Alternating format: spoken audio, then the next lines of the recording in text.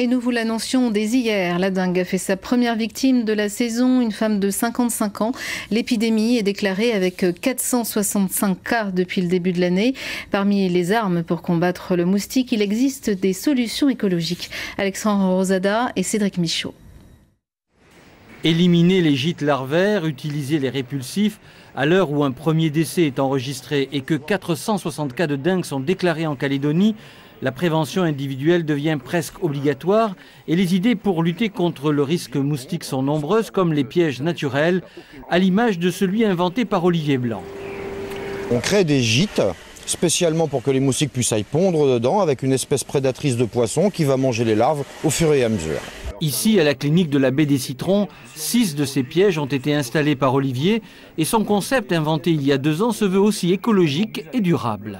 Il n'y a pas de chimie, c'est juste une alchimie, c'est reconstituer un petit milieu naturel qui s'autosuffit, qui est très abordable, qui est ludique, qui est très bien pour les enfants parce qu'on leur montre qu'on peut se débarrasser de façon naturelle d'un insecte à forte nuisance. Quand un moustique vient pondre dedans, c'est ce qui peut lui arriver de pire parce qu'il ne sait pas que l'intégralité de ses œufs n'auront aucune chance de survie. Ces larves n'auront même pas le temps de voler, ni même de nager. Pour autant, tout le monde ne peut pas installer dans son jardin ou son appartement de tels pièges avec poissons ou escargots aquatiques. Il reste alors des produits classés biopesticides, solubles sous forme de granulés ou de tablettes.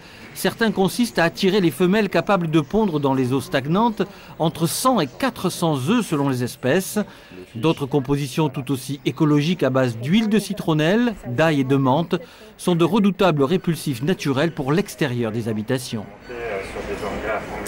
Et pour nous parler de l'épidémie de la prévention, Jean-Paul Granjon, médecin inspecteur de la DAS, est sur ce plateau ce soir. Bonsoir. Bonsoir. Alors, cette année, l'épidémie démarre plus tôt et progresse vite. Les cas recensés sont disséminés un petit peu partout sur les territoires.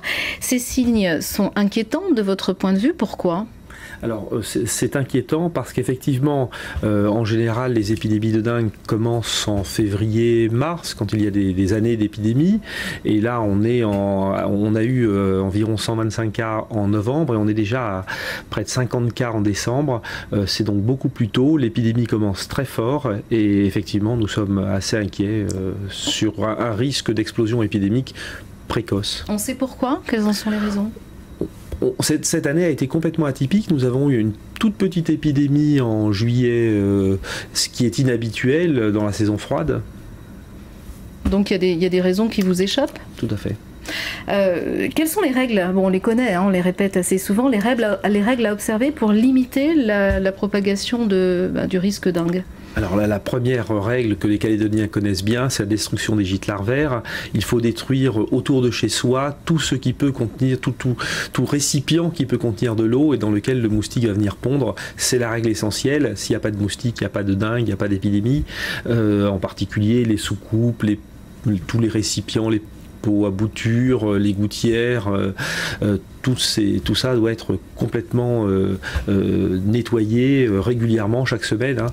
Et ensuite, il faut se protéger à titre individuel, mettre des répulsifs pour éviter d'être piqué. Et enfin, si on a des signes de dengue, malheureusement, il faut aller consulter son médecin, lequel médecin va pouvoir déclarer ou faire une prise de sang qui permettra ensuite d'envoyer une équipe d'épandage pour tuer tous les moustiques adultes autour du domicile du patient. Alors les messages de prévention, ils sont répétés, ils sont récurrents, notamment en période d'épidémie. Comment peut-on alors expliquer qu'on ne parvienne pas à éradiquer la dengue, puisqu'on répète les messages et que vous espérez être entendu, j'imagine ? Alors parfois, l'année dernière, il n'y a pas eu de cas de dengue, il n'y a eu que des cas importés quasiment.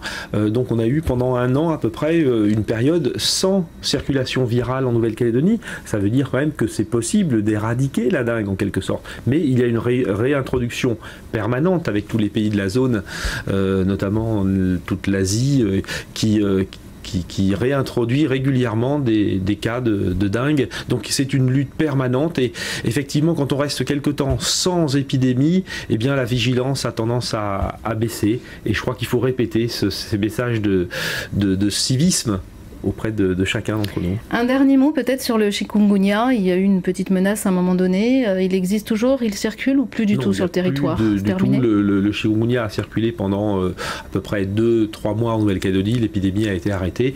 Pour l'instant, il n'y a aucun risque de chikungunya. Mais il faut rester vigilant parce que chikungunya ou dengue, c'est le même vecteur, l'Aedes aegypti, qui transmet la maladie. Jean-Paul Gangeon, merci beaucoup d'être venu sur ce plateau ce soir. Merci à vous.